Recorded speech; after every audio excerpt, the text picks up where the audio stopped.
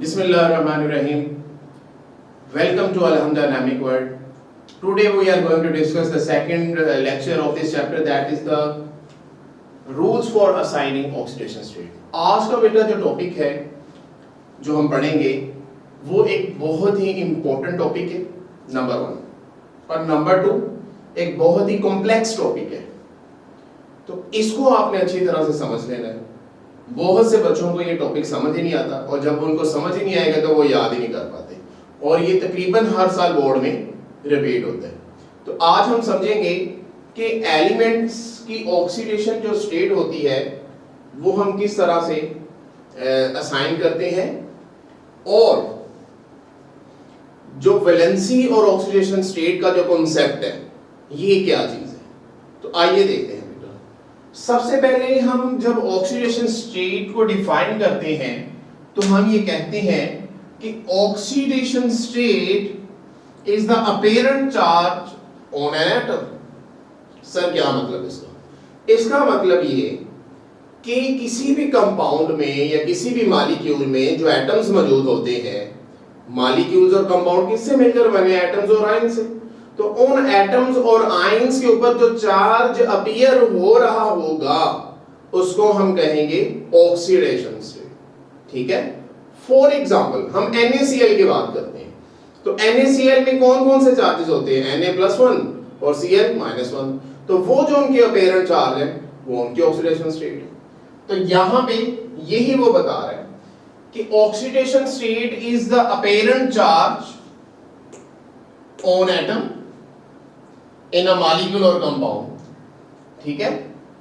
तो किसी भी मॉलिक्यूल में या किसी भी कंपाउंड में किसी एलिमेंट के ऊपर, किसी एलिमेंट का जो एटम है उसके ऊपर जो चार्ज होगा उसको हम उसकी ऑक्सीडेशन स्टेट कहेंगे। फॉर एग्जांपल यहां पे उसने हाइड्रोक्लोरिक एसिड की एग्जांपल दी है।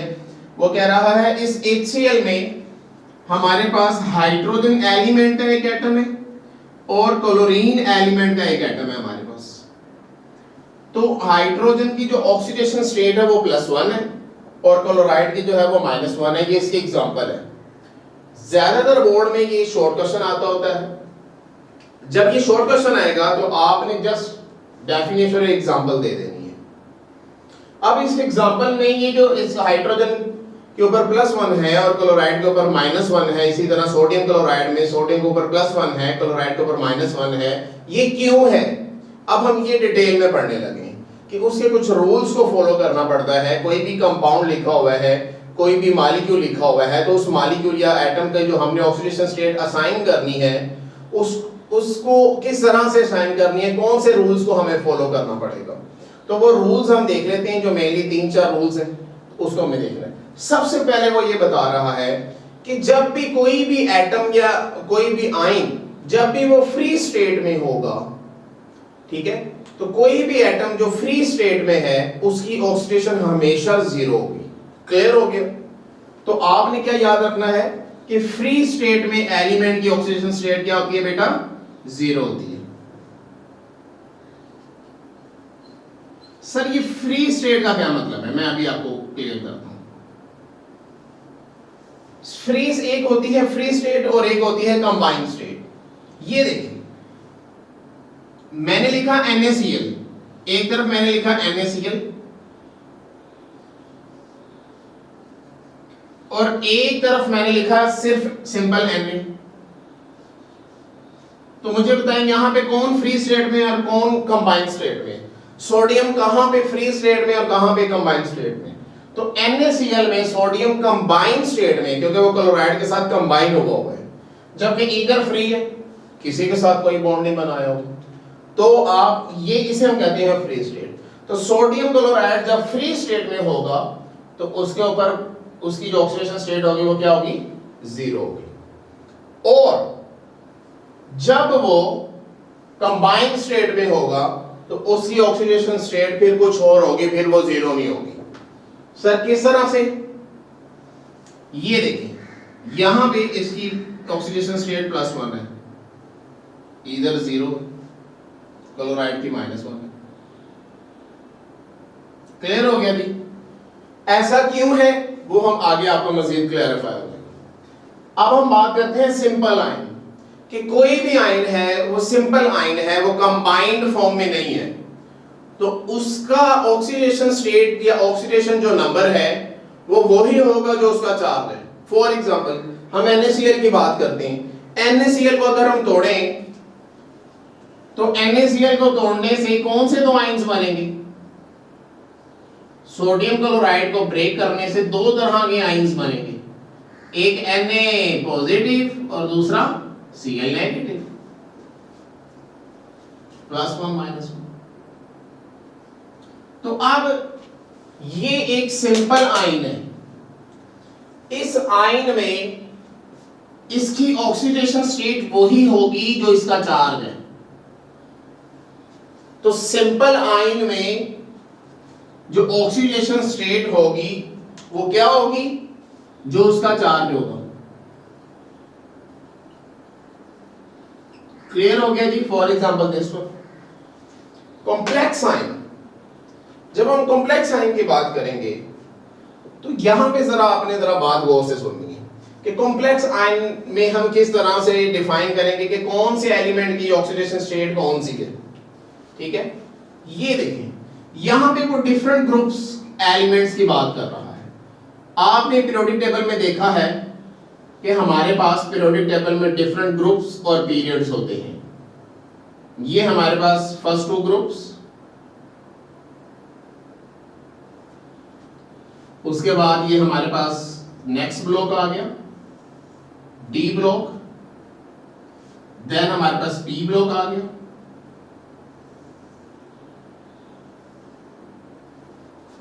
अब ये हमारे पास फर्स्ट ग्रुप है हाइड्रोजन वाला।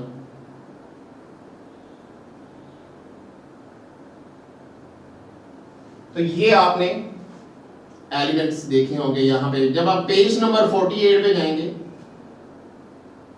पेज 48 चैप्टर नंबर 3, तो वहां पे इस तरह से आप डिफरेंट एलिमेंट्स देखेंगे जी। हाली ने की रब से फरियाद, डी मर्ज का सर फारा, इसी तरह ट्रांजिशन एलिमेंट्स आ जाते हैं। फिर इसी तरह से हमारे पास बोरोन फैमिली है, then carbon family, nitrogen family, oxygen family, halogens, and the last one are noble gases. Boron aluminium, carbon silicon, nitrogen phosphorus, oxygen sulphur,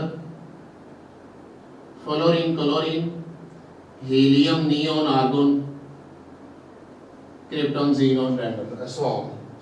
तो अब आपको ये नजर आ रहा है कि ये जो हमारे पास डिफरेंट ग्रुप्स हैं, ये देखें, ये हमारे पास इसे हम कहते हैं फर्स्ट ग्रुप। जो टॉप टू बॉटम मूव कर रहे हैं एलिमेंट्स, इनको हम कहते हैं ग्रुप्स, और जो लेफ्ट टू राइट मूव कर रहे हैं इनको हम कहते हैं पीरियड। तो ये हमारे पास बुनियादी तौर पे जो एलिमेंट्स हैं, जो पीरियोडिक टेबल है, वो पीरियोडिक टेबल हमारे पास दो सब ग्रुप्स के अंदर डिवाइड हुआ है, एक सब ग्रुप ए और एक सब ग्रुप बी। तो ये है सब ग्रुप बी और बाकी सारे ए है।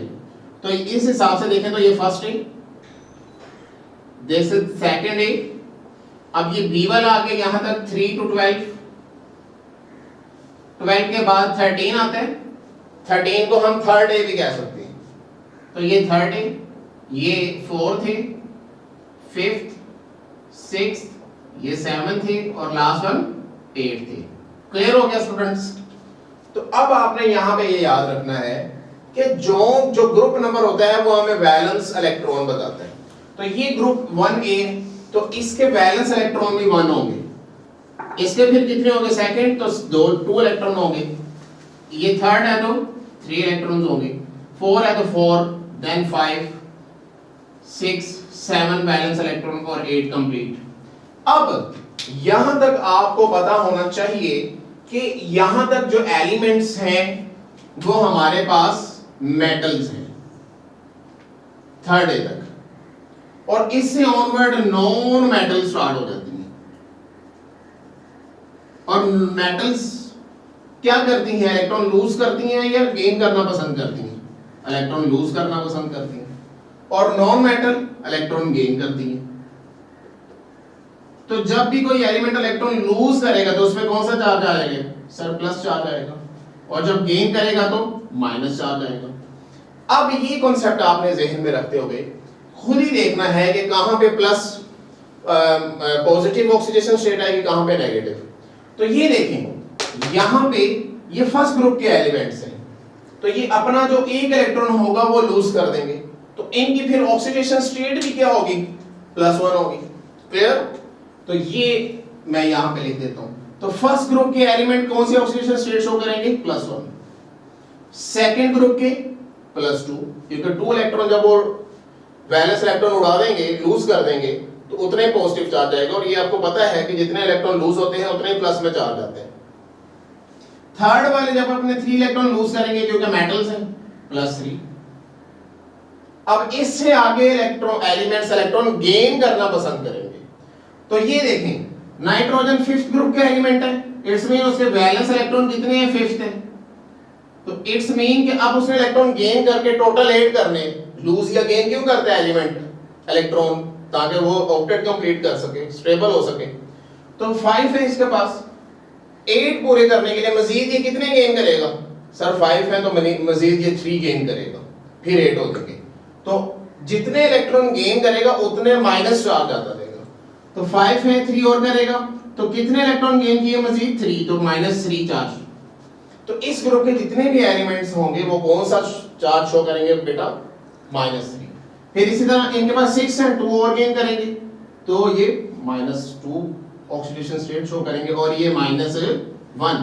और ये कितने करेंगे, सर ये तो कोई करेंगे ऑलरेडी कंप्लीट है, तो इनकी ऑक्सीडेशन स्टेट सर क्या होगी, 0, इसलिए इनको 0 ग्रुप भी कहते हैं। Is that clear?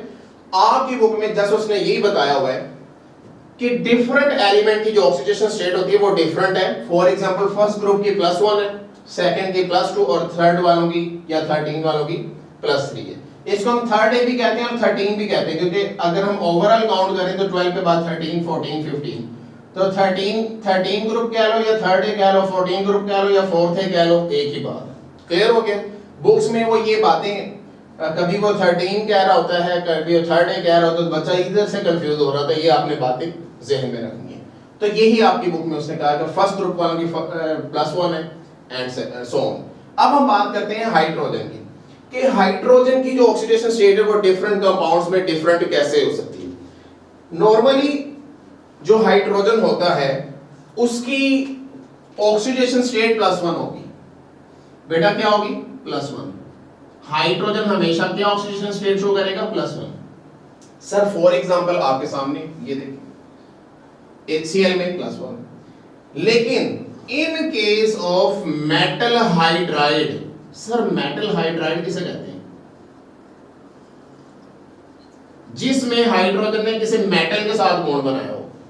Sir metal क्या होते हैं बेटा, ये यहाँ पे ये जितने भी एलिमेंट्स हैं सारे मेटल्स हैं, यहाँ तक ट्रांजिशन मेटल्स हैं, फिर नॉन मेटल्स हैं।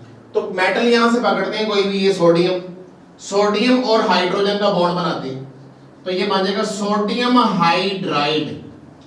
अब अभी हमने क्या कहानी पढ़ी है कि मेटल्स प्लस चार्ज शो करते हैं, फिर हमने हाइड्रोजन की बात भी की है कि ये भी प्लस करता है।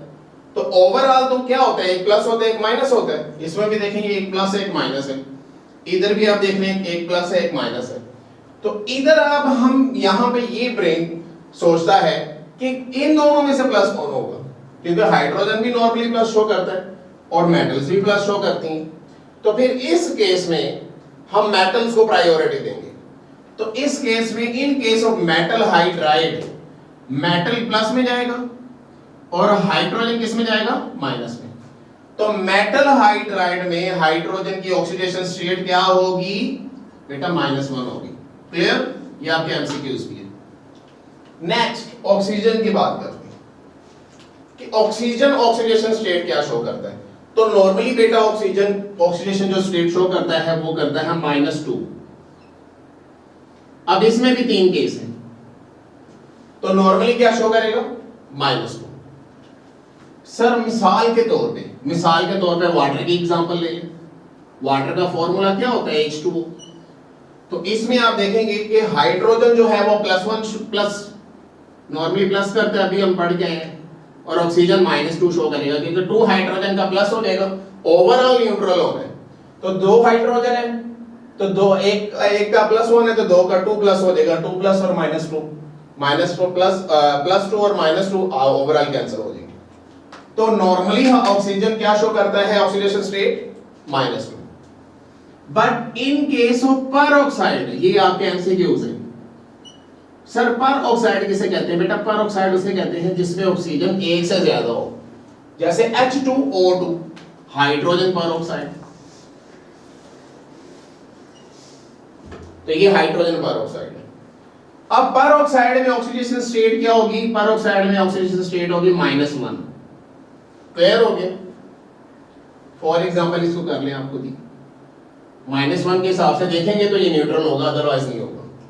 ये आपने याद रखना है कि जब भी पर ऑक्साइड होंगे, इसी तरह पोटेशियम पर मैंगनीज वो भी एक पर ऑक्साइड। और इन केस ऑफ OF2, अब OF2 में ऑक्सीजन की जो ऑक्सीडेशन स्टेट होगी वो होगी +2। सर क्यों? क्योंकि बेटा आगे हम पढ़ेंगे कि जोन से एलिमेंट ज्यादा इलेक्ट्रोनेगेटिव होगा उसकी ऑक्सीडेशन स्टेट माइनस में जाएगी। तो ऑक्सीजन और फ्लोराइड्स में से देखें तो दुनिया का सबसे बड़ा जो इलेक्ट्रोनेगेटिव एलिमेंट है वो फ्लोरीन है, क्योंकि उसकी इलेक्ट्रोनेगेटिविटी की जो वैल्यू है वो है 4। और जो ऑक्सीजन है वो दुनिया का दूसरा बड़ा इलेक्ट्रोनेगेटिव एलिमेंट है जिसकी ऑक्सीडेशन स्टेट है 3.4।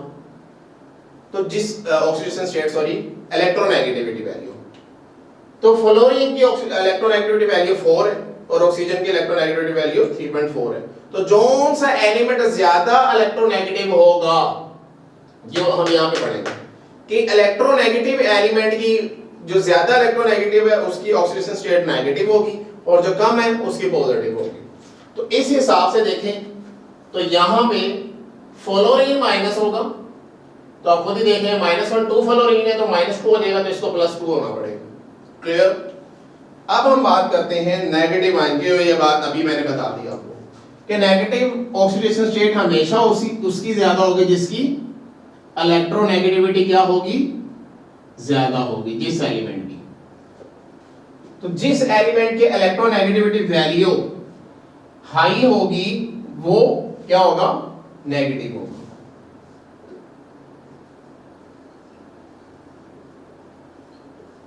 फॉर एग्जाम्पल वो ऊपर दे दिए मैंने, इसी तरह ये भी एग्जाम्पल देखें तो इन दोनों में से इलेक्ट्रोनेगेटिविटी हाई इसकी है माइनस में, इन दोनों में से देखें तो इसकी है माइनस में। इसलिए कहा था कि आगे जाके हम देखेंगे। न्यूट्रल मॉलिक्यूल, जब हम एक मॉलिक्यूल की बात करते हैं तो ओवरऑल वो न्यूट्रल होते हैं। सर कैसे? ये देखें, वैसे तो ये आयोनिक कंपाउंड है, इसकी बात कर लेते हैं। तो ये देखें, इसकी +1 है, इसकी -1 है, तो ओवरऑल कट आ गए। जब ये कैंसिल हो जाएंगे तो how to write a chemical formula, chapter number 1 में हम पेज नंबर 11 पे बिल्कुल लास्ट पे, तो ओवरऑल इसको कैसे लिखते हैं? HCl। इसको न्यूट्रल लिखते हैं। क्यों लिखते हैं? क्योंकि उसकी प्लस और इसके -1 कैंसिल होगी। इसी तरह जब हम NaCl को लिखते हैं तो किस तरह से लिखते हैं? NaCl न्यूट्रल है ओवरऑल। क्यों? ओवरऑल कैंसिल हो गई। वाटर को जब लिखते हैं तो सिंपली क्या लिखते हैं? H2O। तो H2O क्यों लिखते हैं? क्योंकि ओवरऑल कैंसिल आउट हो जाता है। ये देखें, H2O में हाइड्रोजन की ऑक्सीडेशन स्टेट क्या होती है? अभी हम आगे एग्जांपल में भी सॉल्व करेंगे। सर +1। ऑक्सीजन की कितनी होती है बेटा? सर -2। खुद ही कैलकुलेट करें। हाइड्रोजन की ऑक्सीडेशन स्टेट और ऑक्सीजन की ऑक्सीडेशन स्टेट पुट करो वैल्यू, क्या आंसर आएगा? यहां पे +1 तो ये क्या हो जाएगा? +2 और दूसरी तरफ क्या हो जाएगा? -2। तो ओवरऑल क्या हो जाएगा? कैंसिल हो जाएंगे। क्लियर? तो न्यूट्रल मॉलिक्यूल में ओवरऑल सम क्या हो जाता है? न्यूट्रल हो जाता है। Clear? And the last one is complex sum. ये जरा बच्चों को थोड़ा कंफ्यूज करता है पॉइंट, ये आपने देख लेना है कि जब कॉम्प्लेक्स साइन की बात करेंगे sir, for example complex sign जो बच्चे जिससे थोड़ा सा डरते हैं, फॉर एग्जांपल फास्फोरस, PO4 -3, ये कॉम्प्लेक्स आयन है। सल्फेट -2, कैसे चार्ज, इन पे जो -2 है और +3 है, ये कैसे आया, तो इसको हम समझ लेते हैं। इसकी एग्जांपल ले लेते हैं, फास्फोरस और ऑक्सीजन की। तो ये देखेंगे अब ये ओवरऑल +3 कैसे आया है। तो फास्फोरस कौन से ग्रुप का एलिमेंट है सर, फास्फोरस यहां पे 5th ग्रुप का एलिमेंट है। ऑक्सीडेशन स्टेट सर -3 पुट कर दें, ऑक्सीडेशन स्टेट फास्फोरस की। अच्छा, अब आपने क्या करना है कि इस केस में एक की प्लस में लेनी है, एक की नेगेटिव में लेनी। तो फास्फोरस इस ग्रुप के एलिमेंट्स दो तरह की ऑक्सीडेशन स्टेट शो कर सकते हैं, या तो इलेक्ट्रॉन लूज कर देंगे या गेन कर लेंगे।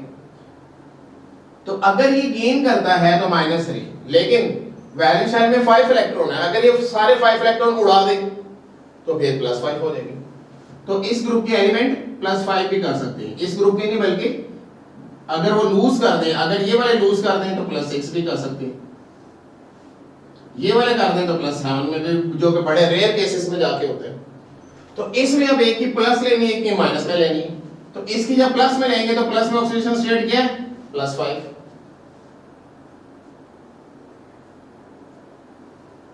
ऑक्सीजन की कितनी होती है सर, ऑक्सीजन की -2 होती है, माइनस वाली लेनी। कितने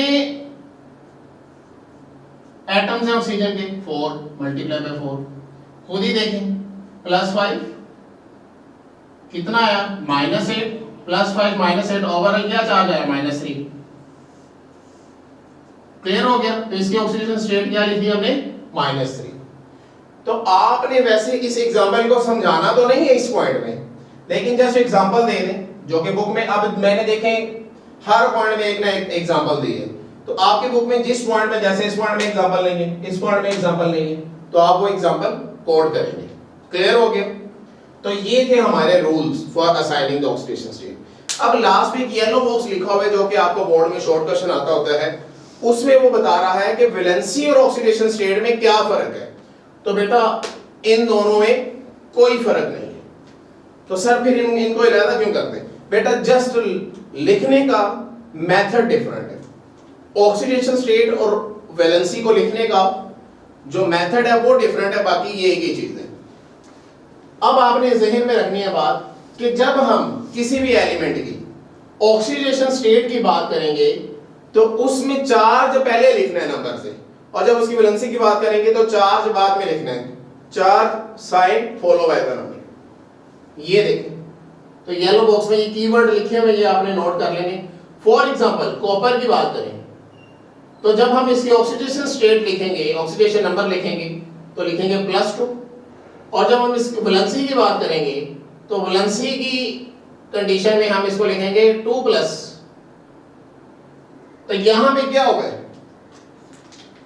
यहां पे साइन जो है प्रीसीड द नंबर, और यहां पे जो साइन है follow by the number, number को फॉलो कर नंबर के बाद लिखना है।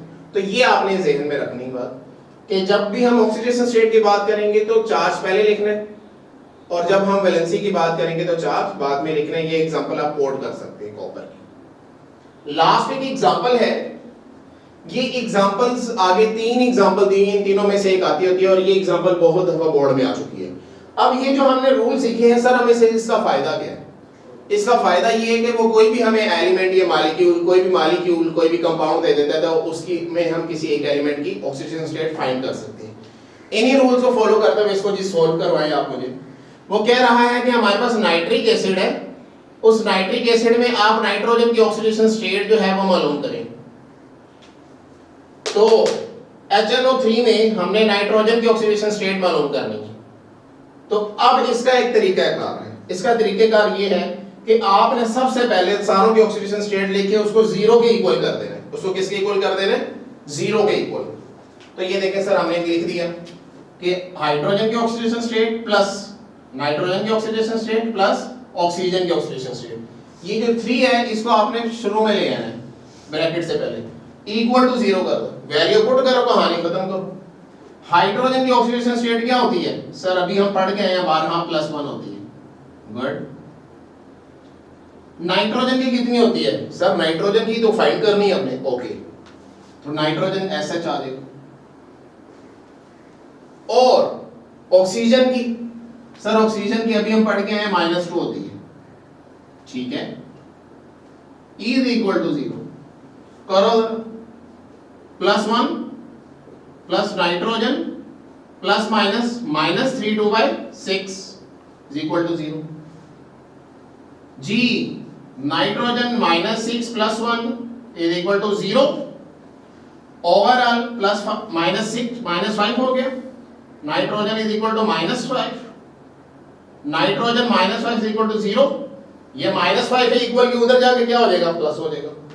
तो नाइट्रोजन की ऑक्सीडेशन स्टेट क्या होगी बेटा? +5। तो ये जी नाइट्रोजन की ऑक्सीडेशन स्टेट निकल आई है। इज दैट क्लियर बेटा? तो इस तरह से आपने ऑक्सीडेशन स्टेट फाइंड करनी है इन रूल्स को फॉलो करते हुए। वैसे तो ये एग्जांपल सॉल्व है, इसको आप समझें। इन रूल्स को जिस बच्चे ने अच्छी तरह से समझ लिया, वो आपकी एक्सरसाइज के जो प्रॉब्लम्स हैं, जो लॉन्ग क्वेश्चन है आपका जिसमें क्रोमियम की और डिफरेंट एलिमेंट्स की ऑक्सीडेशन स्टेट फाइंड करते हैं, आप पीरियोडिक टेबल को फॉलो करेंगे। जो मैंने बात बताई है इसको ध्यान में रखना है आपको। तो इसके जरिए आपने उन एलिमेंट्स की जो ऑक्सीडेशन स्टेट है वो आपने पुट करनी है। तो आप वो कोई भी न्यूमेरिकल हो, आगे जो भी आपके टेस्ट और सेल्फ क्वेश्चंस हैं इस तरह के या एक्सरसाइज के, वो आप इसको याद रख के इजीली सॉल्व कर सकते हैं। Is that clear? तो बेटा ये आपका लॉन्ग था, ये आपका शॉर्ट क्वेश्चन है, और एग्जांपल्स भी शॉर्ट क्वेश्चन बोर्ड में काफी दफा आ चुकी है। This was our today's lecture. Okay बेटा, अल्लाह हाफिज।